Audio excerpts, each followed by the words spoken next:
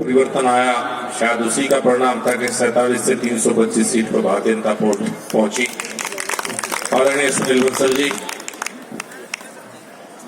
पश्चिम Uttar Pradesh Bharatiya Janata party के अध्यक्ष छोटे भाई मोहित बेनीवाल जी और हम जेल के साथी भी रहे हैं मुजफ्फर दंगों के दौरान। आज के कार्यक्रम के आयोजक आदरणीय कपिल देव अग्रवाल जी, भारतीय जनता पार्टी के जिलाध्यक्ष विजय शुक्ला जी, हमारे जनपद के प्रभारी प्रदेश मंत्री और प्रवक्ता आदरणीय चंद्रमोहन जी, दूसरे मंत्री बड़े भाई मेरे विधायक विजय कश्यप जी, आदरणीय उमेश मलिक जी, विक्रम सैनी, प्रमोद उटवाल और हमारे दोनों आज जो एमएलसी बने हैं दिनेश जी और श्रीचंद जी। दिनेश जी के हाथों हमने खाना बहुत खाया, पार्टी की मीटिंग हमेशा होती थी, और श्रीचंद जी वाकई जमीन से जुड़े हुए बहुत अच्छे कार्यकर्ता। उपस्थित भाई और बहनों, आज चर्चा थी आत्मनिर्भर उत्तर प्रदेश, लेकिन आज सुनील जी जब पार्टी कार्यालय में थे तो उन्होंने कहा कि जनता की मेमोरी बहुत शॉर्ट होती है, तो मैं चाहता हूं कि इस मंच का सदुपयोग पिछले कुछ सालों में जो मुजफ्फर जनपद में माहौल में बदलाव और काम हुए उनके बारे में भी दो बात आपके सामने जरूर रखूं। 2014 में भारतीय जनता पार्टी की देश में सरकार बनी और आपने मुझे सांसद चुना, और शायद उस समय जो माहौल था इस जनपद का मेरे आज भी याद है, हो सकता है आपके भी याद हो थोड़ा, अगर फ्लैशबैक में जाएगा। शाम को अंधेरा होने के बाद इस जनपद में कोई रास्ता बताने वाला नहीं था। अगर एक नेशनल हाईवे को छोड़ दो और लिंक रोड पे किसी को अंधेरा हो गया, कोई गांव का रास्ता पूछना हो या शहर जाने का, तो बताने के लिए कोई आदमी नहीं मिलता था। 2-2 घंटे खड़े रहते थे। हालत इस जनपद की थी। शहर में भी 7-8 बजे के बाद ऐसा लगता था जब मुझे फिर शहर में कर्फ्यू लग गया। और विकास की हालत के साथ कई बार यह लगता था कि सड़क में गड्ढा है या गड्ढे में सड़क, और बिजली के हालात भी उससे बुरी, और माहौल ऐसा कि एक तरह से चाहे कारोबार करने वाले हो, इंडस्ट्रिस्ट हो, युवा वर्ग हो, सबको ये थी कि मुझे फर्क छोड़ के कहां जाऊं। ऐसे समय में आपने भारतीय जनता पार्टी की सरकार बना, प्रयास हुए अच्छे काम करने के आदरणीय मोदी जी के नेतृत्व में। एक हाईवे की जगह 4-4 हाईवे यहाँ आपके जनपद में, शायद कोई सड़क ऐसी होगी जो जाते होंगे जिस तरफ जो नेशनल हाईवे का काम होता ना आपको दिखाई देता। शायद 10,000 करोड़ से ज्यादा का पिछले 6-7 साल में नेशनल हाईवे का काम जनपद मुजफ्फरनगर में हुआ है। किसी सड़क किसी तरफ चले जाओ, कोई रेल लाइन देखो सब नहीं, कोई स्टेशन देखो सब नहीं, चारों तरफ बिजली घर का जाल। और एक सबसे बड़ी बात उससे ऊपर है कि एक सुरक्षित माहौल मुजफ्फर जनपद को देने का प्रयास भारतीय जनता पार्टी की सरकार में हुआ। पहले अखबार पढ़ते थे मुजफ्फर का, तो पहले 2 या 3 पेज चेन स्नैचिंग, राहजनी, चोरी, डकैती, माता बहनों के ऊपर अत्याचार इससे भरे मिलते थे। मेरे आज भी याद है 2017 से पहले। आज जनप्रतिनिधि या शहर के सभी जिम्मेदार लोग अगर हम अखबार पढ़ते हैं और एक भी खबर एक महीने में ऐसी आ जाए कि डकैती पड़ी या चेन स्नैचिंग हुई, तो शायद मैं भी और 5 विधायक यहाँ मंच पे मौजूद है, सबको चिंता हो जाती है। सबका फोन सीधा हाथ पे चला जाकर पूछे कि चोरी हुई तो कहां हुई और कैसे हुई, और नहीं तो ये रूटीन था हमारे लिए कि चोरी डकैती तो रूटीन की बात है।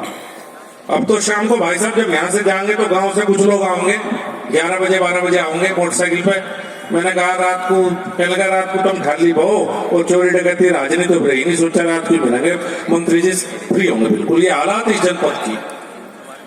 2017 के बाद मैं नहीं कहता कि रामराज आया, ये नहीं कह सकते, लेकिन मैं एक बात कह सकता हूं कि प्रदेश और केंद्र सरकार ने मिलकर 2 कदम रामराज की तरफ हम जरूर बढ़े, 2 कदम शांति की तरफ हमने बढ़ने का प्रयास किया है। आज हमारा सबसे बड़ा विरोधी भी कहेगा, हो सकता है जो हमें वोट न देता हो, लेकिन वो ये जरूर कहेगा कि मुजफ्फर जनपद रहने लायक होगा, अच्छा होगा, बच्चों को पढ़ाने लायक होगा। और मैं सुबह घूमने जाता हूं खेतों की तरफ, तो सुबह 6-7 बजे मेरी छोटी छोटी सी गुड़ियाएं 10 साल की, 12 साल की, 15 साल, अकेली लड़की साइकिल पर सुबह साइकिलिंग करते हुए मैं देखता हूँ। मुझे वाकई खुशी होती है कि जनपद के माहौल में इतना बदलाव, इतनी बड़ी उसमें भारतीय जनता पार्टी की सरकार बनने के बाद है। आत्मनिर्भर उत्तर प्रदेश सबसे बड़ी, जिस बारे में इतनी देर से मैं बात कर रहा हूं, अगर आत्मनिर्भर बनना है या कुछ भी होना, आत्मनिर्भर का मतलब है कि जनपद में, अगर जनपद की बात करेंगे जनपद में, प्रदेश तक की बात करेंगे प्रदेश तक पर, कि अपने पैरों पर खड़ा। हमारे यहाँ इंडस्ट्रीज का, चूंकि इस समय यहाँ पे ज्यादातर इंडस्ट्री से जुड़े हुए लोग ज्यादातर यहाँ मौजूद है।